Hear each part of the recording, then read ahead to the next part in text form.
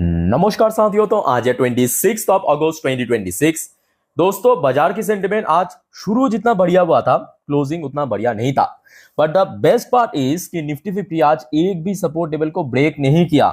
मतलब देखिए, स्क्रीन के ऊपर आपको लग तो रहा है कि 126 पॉइंट की गिरावट, लगभग 0.52% की ड्रॉप आज हमें देखने को मिला। बट जो सपोर्ट लेवल था यानी 24,200, उसको आज ब्रेक नहीं किया। सक्सेसफुली उसके ऊपर क्लोजिंग दिया 24,207 पॉइंट पे, लगभग आधा % गिरावट के साथ। और स्पेसिफिकली अगर हम बात करें, निफ्टी 50 आज मोस्ट ऑफ द टाइम अगर आप देखेंगे 24,250 के ऊपर ही था। बट वो जो एडजस्टमेंट यहाँ पे जो आपको दिख रहा है ना स्क्रीन के ऊपर क्लोजिंग, वो एक्चुअली एडजस्टमेंट है। एडजस्टमेंट के पहले अगर आप देखेंगे 3:25 तक निफ्टी कहाँ पे था, 24,276 पॉइंट पे। तो ये आप काइंड ऑफ आप कह सकते हो इसका लास्ट ट्रेड प्राइस। उसके बाद एडजस्टमेंट होने के बाद ये ड्रॉप हमें देखने को मिला। जैसे कि लास्ट डे हुआ था, याद कीजिए लास्ट डे क्या हुआ था। Most of the time 95% time negative में था, बट एकदम से स्पाइक करके हुआ था क्लोजिंग। तो आज हुआ वैसा ही मॉल देखने को मिला। वैसे आज ओपनिंग उतना बुरा नहीं था जो कि एक्सपेक्टेशन था कि एक डिसेंट ओपनिंग होगा। कल रात से ही गिफ्ट निफ्टी पॉजिटिव में चल गया था, 24,341 पॉइंट पे आज ओपनिंग। उसके बाद उसके ठीक ऊपर 24,378 पॉइंट हिट किया इंटरडे हाई। फिर तो क्लोजिंग जहां पे हुआ वहीं पे आज इंटरडे लो हिट किया। बाकी बात करें बैंक निफ्टी आज most of the time positive में था, पॉजिटिव में क्लोजिंग दिया। सिर्फ बैंक्स मैं कहूंगा आज बहुत बढ़िया मूड में था। और बैंक जो है एक टाइम पे लग रहा था कि शायद आज 58,000 को ब्रेक कर देगा, जो कि पिछले लगभग 3 हफ्तों में 8 से 10 बार इस लेवल पे हडल फेस किया, स्ट्रांगली हडल फेस किया। अनफॉर्चुनेटली आज इसको भी क्रॉस नहीं कर पाया। 58,000 पे ही आज मेनली रेजिस्टेंस मिला और क्लोजिंग दिया आधा % ऊपर। बट दोस्तों, आज बाजार की बेस्ट पार्ट क्या पता है कि आज मैं अगर गलत नहीं हूं कि आपकी पोर्टफोलियो आज पॉजिटिव में क्लोजिंग देना चाहिए। कमेंट करके बताना आज आपकी पोर्टफोलियो की क्या स्टेटस है, क्योंकि बहुत सारे ऐसे शेयर्स है जहां पे ब्रेकआउट हुआ है। आगे हम चर्चा करेंगे उस टॉपिक को। जैसे कि केन्स टेक्नोलॉजी आप देखिए ब्रेकआउट दे दिया, जो आपका पिछले कुछ टाइम से बार बार कह रहा था कि कोई ब्रेकआउट दे सकता है। आज बहुत सारे data centre based company, AI company, उसमें अच्छा मूवमेंट था। बट जो टॉप लाइन सेक्टर्स है जैसे कि निफ्टी 50 के अलावा आईटी सेक्टर में आज काफी करेक्शन हुआ। खास करके बड़े IT stocks, Wipro, Infosys, HCL, TCS, उसमें करेक्शन हुआ। निफ्टी नेक्स्ट 50 वही क्लोजिंग के समय एडजस्टमेंट आपको नेगेटिव में दिख रहा है, but most of the time positive में था।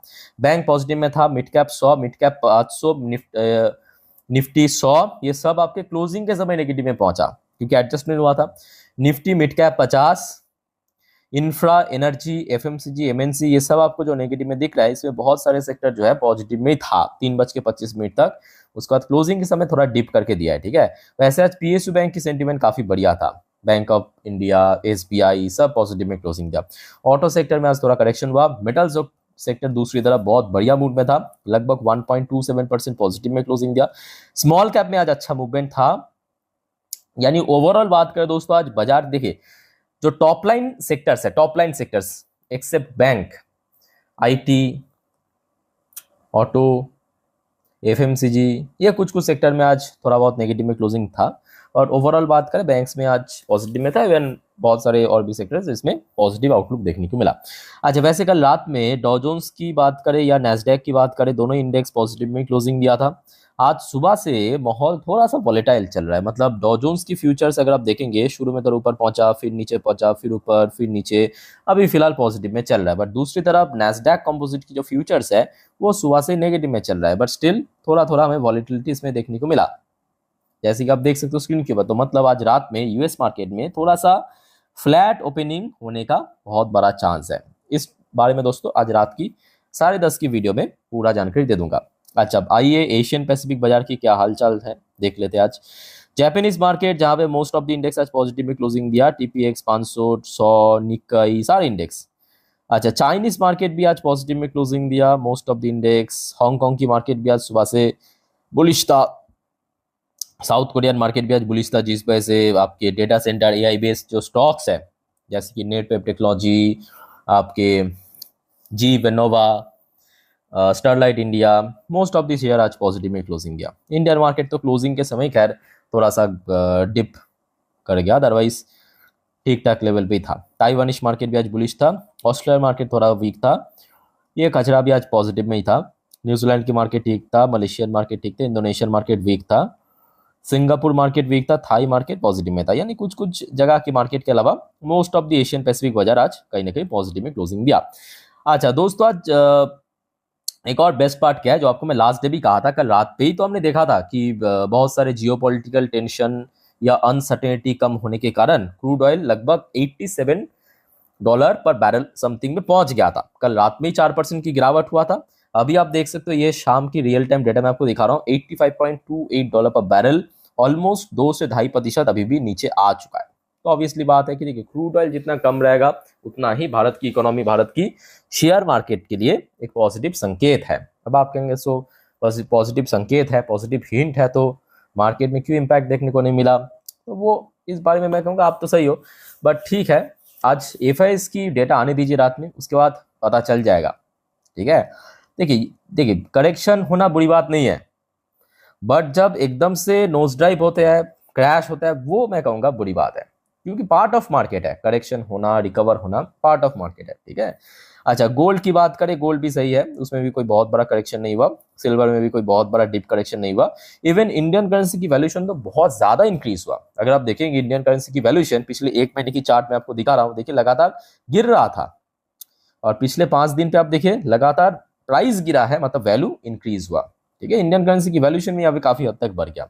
अच्छा, अब चलिए दोस्तों, नेक्स्ट टॉपिक, बहुत सारे जियोपॉलिटिकल अपडेट्स आया है, मैं आपको एक्सप्लेन करते हैं कि मनी कंट्रोल ने क्या कहा, मतलब ऐसे कौन कौन सी की फैक्टर की वजह से बाजार आज शुरू में इतना बढ़िया हो गया था।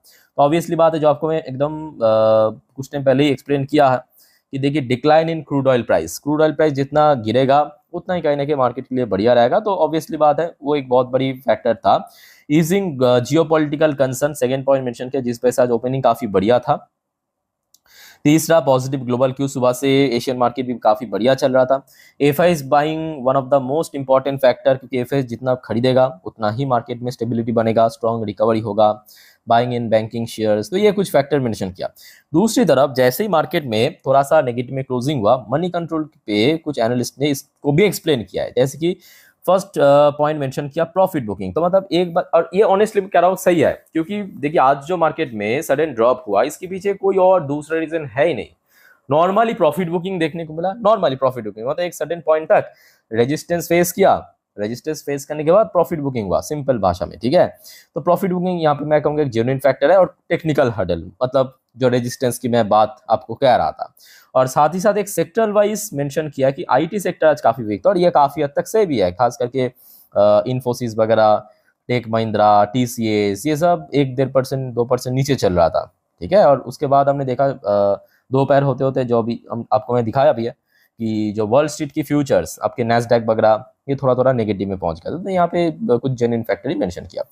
अच्छा, नेक्स्ट आ जाइए कुछ जियोपॉलिटिकल अपडेट। दोस्तों, सबसे पहली बात जो आपको मैं कल रात में अपडेट दिया था, थोड़ा सा आप देख लीजिए, रिपीट इसलिए कर रहा हूँ क्योंकि आप जो आगे की स्टोरी अच्छे से कनेक्ट कर पाए। ठीक है, तो ये कल रात की अपडेट था कि ट्रम्प से US has cleared all mines from strait of Hormuz, warn Iran against any fresh attempt to block the waterway. तो कल रात में एक तो ये खबर मिला था कि ईरान और यूएस के बीच एक फ्रेश डिप्लोमेसी हो सकता है, पॉसिबिलिटी है, होगा नहीं होगा बात की बात है, डील होगा नहीं होगा बात की बात है, बट होने का एक बहुत बड़ा चांस है, ऐसा न्यूज आ गया था कल रात में। फिर ये खबर मिला कि स्टेट ऑफ हॉर्मुज, जो पूरे इस नाटक की कह सकते हो एक मेन पार्ट है, स्टेट ऑफ हॉर्मुज, इसके इर्द गिर्द में सब कुछ, तो वो यूएस ने, मतलब ट्रम्प ने क्लेम किया ऐसा कि यूएस ने सारे के सारे जो वाटर माइन था उसको हटा दिया, और साथ में ईरान को ये भी धमकाते हुए कहा कि आगे से कोई वाटर माइन बिछाने की गलती मत करना। ठीक है, ये कल रात की अपडेट था। फिर आ जाइए दोस्तों, रिसेंटली जो डोनाल्ड ट्रम्प ने ईरान के ऊपर इकोनॉमिक सैंक्शन इंपोज करने का प्लान किया, उसके साथ साथ ईरान के साथ इजराइल के बीच जो यहाँ पे डील फिल होने की थोड़ा बात चल रहा था, उस चीज को काटते हुए नेतन्याहू, जो इजराइल की प्राइम मिनिस्टर है, बेंजामिन नेतन्याहू की तरफ से कहा, Netanyahu rules out Iran deal, मतलब ईरान के साथ तो भाई डील फिल नहीं होगा फ्यूचर में भी, कॉल्स इट लीडर सवैच as Trump step up economic offensive, और उसको और ज्यादा सपोर्ट भी किया है।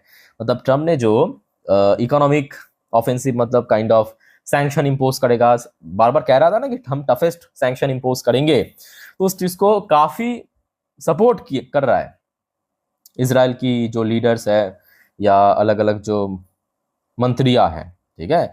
अच्छा, उसके बाद आ जाइए, यूएस की एक बहुत ही इंपॉर्टेंट व्यक्ति आप कह सकते हो, हिलरी क्लिंटन, मतलब यूएस की जो गवर्नमेंट ऑफिशियल की हिलरी क्लिंटन, इनके तरफ से कहा गया India and China could help Trump and US Iran conflict through economic and diplomatic pressure. तो भारत और चाइना के ऊपर दोस्तों थोड़ा सा भरोसा दिखाते हुए जो यूएस की स्टेट सेक्रेटरी हिलरी क्लिंटन ने कहा कि भारत और चाइना ये दोनों देश है जो यूएस और ईरान के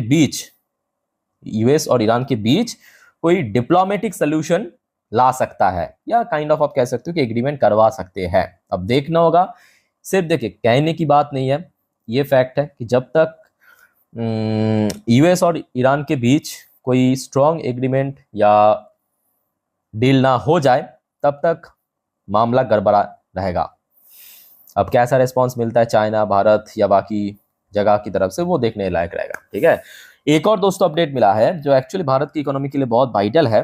waste Asia war push India gas import bill to 24% in April to July. और ये अप्रैल से लेकर जुलाई की डेटा है, अप्रैल मई जून जुलाई, ये 4 महीने पे जो भारत, आपको पता होगा बाहर से गैस खरीदते हैं, गैस सिर्फ गैस ही नहीं, ऑयल खरीदते हैं, गैस खरीदते हैं, तो उसका जो बिल क्योंकि खरीदता है तो ऑब्वियसली पेमेंट करना पड़ेगा, पहले से पिछले साल से 24% बढ़ गया, क्योंकि गैस जैसे कि क्रूड ऑयल की प्राइस भी बढ़ रहा है, उसके साथ साथ जो नेचुरल गैस है उसका भी तो भाव बढ़ रहा है ना।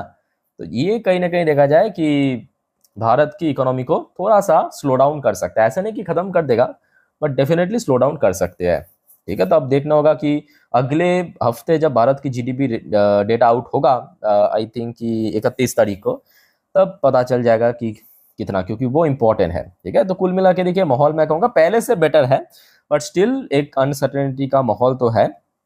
सो लेट्स सी आगे क्या इंसिडेंट होता है, या तो बाकी वाइंड अप करता हूँ वीडियो को। टेक केयर, बाय बाय, जय हिंद।